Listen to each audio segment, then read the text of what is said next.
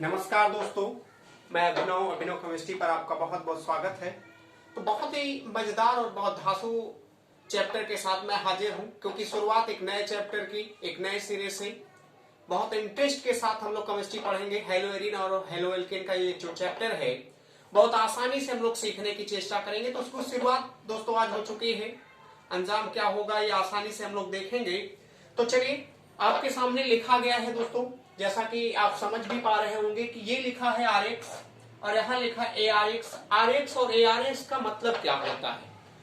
RX का मतलब है दोस्तों हेलोएल्केन। अगर आपको, क्योंकि नॉर्मल है ये, सभी लगभग बच्चे जानते होंगे कि RX का मतलब है हेलोएल्केन, जिसमें R एल्किल हैलाइड, ये R एल्किल समूह है, X का है हैलाइड समूह का, तो यानी हेलोजन समूह का है। तो इसको एल्किल हैलाइड या हेलोएल्केन आप दोनों बोल सकते हैं।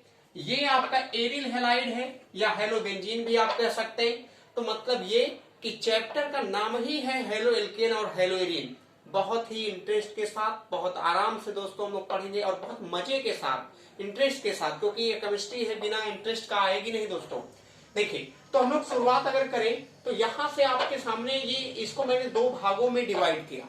देखिए, दो भागों में डिवाइड करने का मतलब है कि एक हम कह सकते हैं कि जो हम वर्गीकरण करेंगे हेलोएल्केन का और हेलोएरिन का, तो उनमें दो समूह ये है कि एक आप कार्बन पर संकरण के आधार पर कर सकते हैं, एक आप उसमें हैलोजन की संख्या के आधार पर कर सकते हैं। तो अगर हम हैलोजन की संख्या के आधार पर अगर वर्गीकरण करें दोस्तों, तो ये हो सकता है कि जिसमें एक हैलोजन आएगा, दो भी आ सकता है, तीन भी हैलोजन समूह आ सकता है या अधिक भी आ सकते हैं।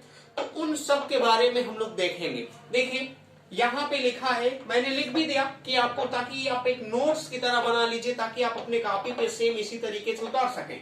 देखिए, अगर X की संख्या 1 है तो आप ये बेफिक्र होकर समझिएगा कि वो मोनो हेलोएल्केन का है, सदस्य है। अगर ये मोनो हेलोएल्केन का सदस्य है तो मतलब ये कि बच्चा जिस कार्बन से X जुड़ा है उससे एक ही, यानी जैसे यहाँ पे एक है, ये तो खुद प्राथमिक में, यहाँ पे अगर आप देखेंगे जिस कार्बन से X जुड़ा है उस कार्बन से केवल एक ही कार्बन अगर जुड़े हैं तो समझिएगा कि वो प्राथमिक है।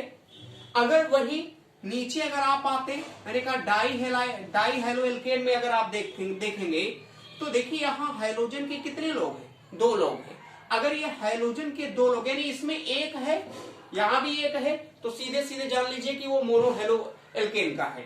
यहाँ नीचे आएंगे तो नीचे X की संख्या कितनी दिख रही है? 2। एक यहाँ X है दोस्तों, एक यहाँ X है। अगर यहाँ पे 2X है तो इसका मतलब है, और ये दोनों जो जुड़े हैं X, अगर बगल वाले कार्बन के, यानी अगल बगल ही ये है, जैसे एक पे नहीं है, देखिए एक इस कार्बन पर, एक इस कार्बन पर। मेरे कहने का मतलब है कि अगर एक कार्बन के तुरंत, यानी जिस कार्बन से X जुड़ा उसके बाद वाले कार्बन पर भी अगर X है और केवल 2 ही X है, तो उसको हम बेसिनल डाई हैलाइड भी बोल सकते हैं। यानी अलग अलग कार्बन पर अगर 2 हैलोजन समूह जुड़े हैं तो वो डाई हेलोएल्केन का सदस्य है और उसे हम लोग दोस्तों कह सकते हैं बेसिनल डाई हैलाइड। लेकिन अगर कंडीशन ये आ गई कि जो दोनों X है दोस्तों वो एक ही कार्बन से जुड़े हैं, जब दोनों X एक ही कार्बन से जुड़े होते हैं तो उनको हम क्या नाम देते हैं? जेमिनल डाई हैलाइड देते हैं। तो इसका मतलब ये है कि रहेंगे 2 ही X, क्योंकि डाई हेलोएल्केन का ये, हाँ इनमें भी दोनों में अंतर होता है कि अलग अलग कार्बन पर X जुड़ा है तो आप बेसिनल कहिए, एक ही कार्बन पर अगर दोनों X जुड़ रहे हैं तो इसका मतलब क्या हो जाएगा? जेमिनल हो जाएगा। नीचे हमने कहा कि ट्राई हेलोएल्केन की बात करें। ट्राई हेलोएल्केन का मतलब ये कि जिसमें हाइड्रोजन के कितने समूह होंगे? 3। यानी अलग अलग कार्बन से अगर 3 X समूह जुड़े हैं तो आप ये समझ जाइएगा कि वो किस में आएगा? ट्राई हेलोएल्केन में आएगा दोस्तों। अगर आप इससे ज्यादा करते तो टेट्रा भी हो सकता, और बहुत ज्यादा अगर आप पा रहे तो इसका मतलब वो किस में चला जाएगा? पानी में। तो ये मैंने आपको बता दिया कि अगर हैलोजन समूह के आधार पर अगर हेलोएल्केन का बंटवारा करें, जिसमें एक X देखिए मोनो का नाम दीजिए, 2 X दीजिए डाई, और उसमें भी देख लीजिए अलग अलग कार्बन पर है तो बेसिनल कहिएगा, एक ही कार्बन से दोनों एक्स जुड़े हैं तो उसको आप जेमिनल कहिएगा दोस्तों। यहां अगर ट्राई हेलो एल्केन की बात करें तो इसका मतलब है कि अलग अलग कार्बन से तीनों एक्स अगर जुड़े हैं तो इसका मतलब वो क्या हो जाएगा, ट्राई हो जाएगा। चलिए ये तो हेलो एल्केन की बात हो गई। अब हेलो एरिन में अगर दोस्तों आप देखेंगे तो हमने कहा कि अगर बेंजीन के ऊपर एक एक्स देखिए, बेंजीन के ऊपर कितना एक्स देख लीजिए, एक, तो वो किसमें आ जाएगा, मोनो हेलो एरिन में आप कह सकते हैं।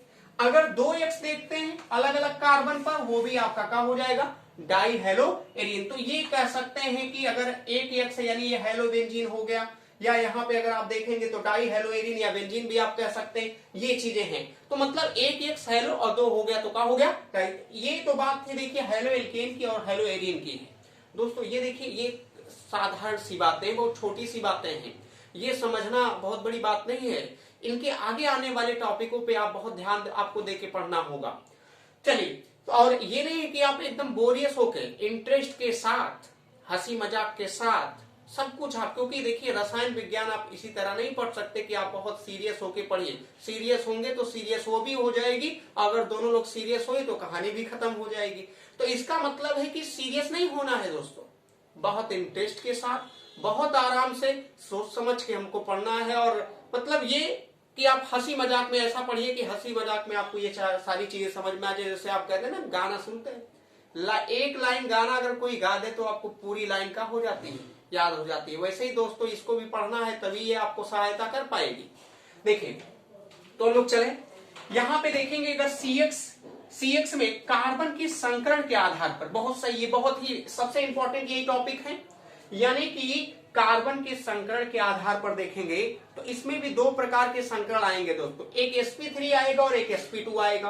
तो अगर sp3 संकरण की हम बात करेंगे तो यहां देखिए कि जिस कार्बन पर sp3 संकरण, मेरी बातों को बहुत ध्यान से बहुत आराम से सुनिएगा, हमने कहा कि जिस कार्बन से X जुड़ा उस कार्बन पर अगर संकरण sp3 है और उसी कार्बन से एक और कार्बन जुड़ा, का जुड़ा, एक और कार्बन जुड़ा, तो बेफिक्र होकर आप प्राथमिक एल्किल हैलाइड, कौन सी एल्किल हैलाइड दोस्तों, प्राथमिक। जैसा कि यहां देखिए हमने कहा ये क्या है, CX बॉन्ड है, CX बॉन्ड में इस कार्बन पर संकरण भी sp3 है दोस्तों, sp3 संकरण, और उसके बाद हमने कहा कि जिससे ये जुड़ा उसी से एक और कार्बन, इसके बाद देखिए एक और कार्बन जुड़ा, इसका मतलब आप बेफिक्र होकर इसको 1 डिग्री यानी ये क्या कहलाएगा, प्राथमिक एल्किल हैलाइड आएगा।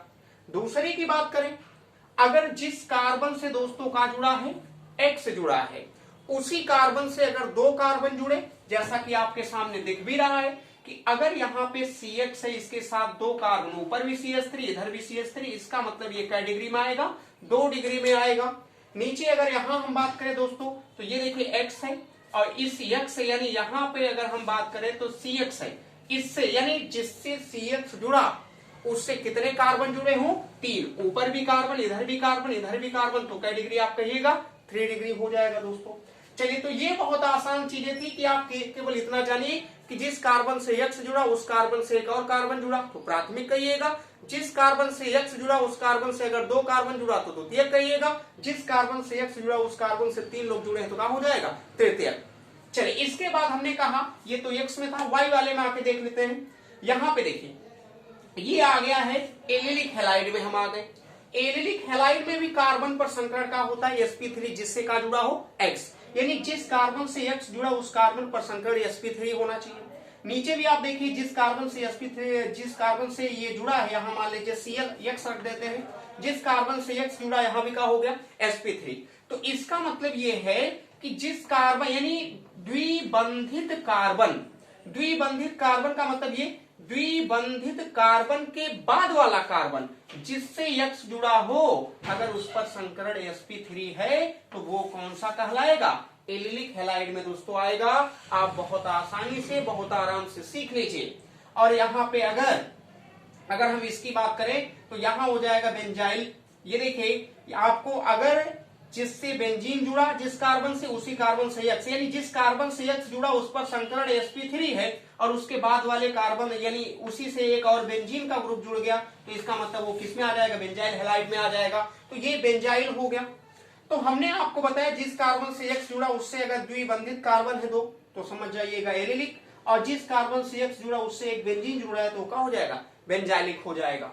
इसके बाद हमने कहा कि ये तो संकरण sp3 की बात थी। संकरण sp2 में आएंगे हाँ दोस्तों, तो sp2 में आने का मतलब ये है कि जिस कार्बन पे sp2 होगा उसकी बात होगी। यहां देखिए, जब द्विबंधित कार्बन से डायरेक्ट हाइड्रोजन समूह जुड़ा हो और उसका जिस कार्बन पर से हाइड्रोजन समूह जुड़ रहा है अगर उस पर संकरण sp2 है तो आप बिना फिक्र के आप क्या लिख दीजिएगा, विनाइल हैलाइड लिख दीजिएगा। मैंने बता भी दिया कि जिस कार्बन से डबल बॉन्डेड ये दोनों कार्बन है, इस डबल बॉन्डेड कार्बन पर संकरण sp2 है और इस कार्बन से X जुड़ा था, इसीलिए हमने इसको क्या बोल दिया, विनाइल हैलाइड बोल दिया। और आप जानते भी है कि जहां डबल बॉन्ड आएगा वहां आपको ये जान लीजिएगा कि sp2 हुई होगा दोस्तों, क्योंकि अगर यहाँ पे आप संकरण की बात करेंगे तो एक पाई है और एक सिग्मा, और यहाँ पे एक सिग्मा यहाँ, यानी 3 सिग्मा 1 पाई है उस कार्बन के चारों तरफ। और हमने बताया है कि संकरण के दौरान कभी भी पाई बॉन्ड पार्टिसिपेट नहीं होता,